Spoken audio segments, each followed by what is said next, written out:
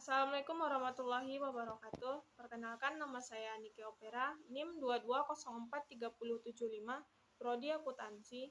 Baiklah, di sini saya akan mempresentasikan materi tentang sengketa bisnis. Pengertian sengketa bisnis. Sengketa adalah perilaku pertentangan antara dua orang atau lebih yang dapat menimbulkan suatu akibat hukum dan dapat diberi sanksi hukum bagi salah satu pihaknya. Sedangkan sengketa bisnis adalah sengketa yang timbul di antara para pihak yang terlibat dalam kegiatan bisnis atau perdagangan. Kategori sengketa bisnis. Kategori sengketa bisnis ada 11. 1. Sengketa perniagaan. 2. Sengketa perbankan. 3. Sengketa keuangan. 4. Sengketa investasi. 5. Sengketa perindustrian. 6. Sengketa haki. 7. Sengketa konsumen. 8. Sengketa kontrak. 9. Sengketa ketenagakerjaan. 10. Sengketa perdagangan publik. 11. Sengketa properti. Cara penyelesaian sengketa bisnis. Cara penyelesaian sengketa bisnis dari sudut pembuatan keputusan. 1. Adjudikatif. Adjudikatif ditandai dengan kewenangan dalam pengambilan keputusan yang dilakukan oleh pihak ketiga dalam sengketa di antara para pihak. 2. Konsensual atau kompromi, bersifat kooperatif atau kompromi yang bertujuan untuk mencapai penyelesaian yang bersifat win-win solution. 3. Kuasi adjudikatif, mengkombinasikan unsur penyelesaian yang bersifat konsensual dan adjudikatif. Dari sudut prosesnya, 1. Non-litigasi, mekanisme penyelesaian sengketa bisnis yang di luar pengadilan dan tidak menggunakan pendekatan hukum formal. 2. Litigasi, mekanisme penyelesaian sengketa bisnis melalui jalur pengadilan dengan menggunakan pendekatan hukum formal atau law approach. Lembaga penyelesaian sengketa bisnis. Penyelesaian melalui proses litigasi. 1. Pengadilan umum. Merupakan lembaga pelaksanaan kekuasaan hakim Indonesia Undang-Undang Nomor 2 Tahun 1986 Pasal 50 tentang peradilan umum yang menyatakan bahwa pengadilan negeri bertugas dan berwenang memeriksa, mengadili, memutus, dan menyelesaikan perkara pidana dan perdata tingkat pertama. Berdasarkan isi pasal tersebut, dapat disimpulkan bahwa pengadilan negeri berwenang dalam memeriksa sengketa bisnis. Adapun karakteristiknya ada 6. 1. Prosesnya sangat formal. 2. Keputusan dibuat oleh pihak ketiga yang ditunjuk oleh negara atau hakim. 3. Para pihak tidak terlibat dalam pembuatan keputusan. 4. Sifat keputusan memaksa dan mengikat atau coercive and binding. 5. Orientasi kepada fakta hukum atau mencari pihak yang bersalah. 6. Persidangan yang bersifat terbuka. 2.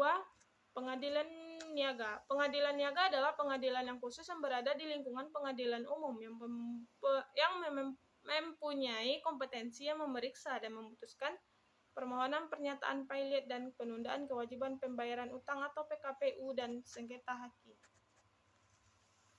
Adapun karakteristik dari pengadilan niaga. 1. Prosesnya sangat formal. 2. Keputusan dibuat oleh pihak ketiga yang ditunjuk oleh negara atau hakim. 3. Para pihak tidak terlibat dalam pembuatan keputusan. 4. Keputusan memaksa dan mengikat. 5. Orientasi pada fakta hukum. 6. Proses persidangan bersifat terbuka. 7. Waktu yang singkat. Proses melalui non-litigasi. 1. Arbitrasi. Arbitrasi menurut kebijaksanaan adalah proses penyelesaian atau pemutusan sengketa oleh seorang hakim atau para hakim yang berdasarkan persetujuan bahwa mereka akan tunduk kepada atau menaati keputusan yang diberikan oleh para hakim yang mereka pilih atau mereka tunjuk. Adapun keunggulan dari arbitrasi adalah 1. Kerahasiaan sengketa para pihak terjamin. 2. Keterlambatan yang diakibatkan karena hal prosedural dan administratif dapat dihindari. 3. Para pihak dapat menentukan pilihan hukum untuk penyelesaian masalahnya. 4. Para pihak dapat memilih penyelenggaraan arbitrasi.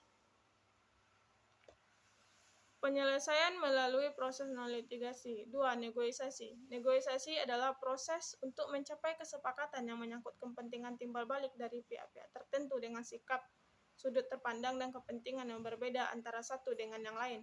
Kelemahan dari negosiasi sulit berjalan apabila posisi para pihak tidak seimbang, dapat membuat kesepakatan yang kurang menguntungkan, memungkinkan diadakan untuk menunda penyelesaian untuk mengetahui informasi yang dirahasiakan lawan, dapat membuka kekuatan dan kelemahan salah satu pihak. 3. Mediasi. Mediasi adalah proses pemecahan masalah di mana pihak luar yang tidak memihak dan netral bekerja dengan pihak yang bersengketa untuk membantu mereka memperoleh kesepakatan kontrak yang memuaskan. Karakteristik dari mediasi adalah suatu proses penyelesaian sengketa berdasarkan perundingan secara sukarela. 2. Mediator yang terlibat dan diterima oleh para pihak yang bersengketa di dalam perundingan. 3. Mediator bertugas membantu para pihak yang bersengketa untuk mencari penyelesaian bersama. 4. Mediator tidak mempunyai kewenangan untuk membuat keputusan selama perundingan berlangsung. 4. Konsiliasi.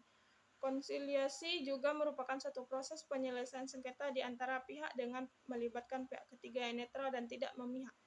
Biasanya konsiliasi mengacu pada suatu proses di mana pihak ketiga bertindak sebagai pihak yang mengirimkan suatu penawaran penyelesaian antara para pihak, tetapi perannya lebih sedikit dalam proses konsiliasi dibandingkan dengan mediator.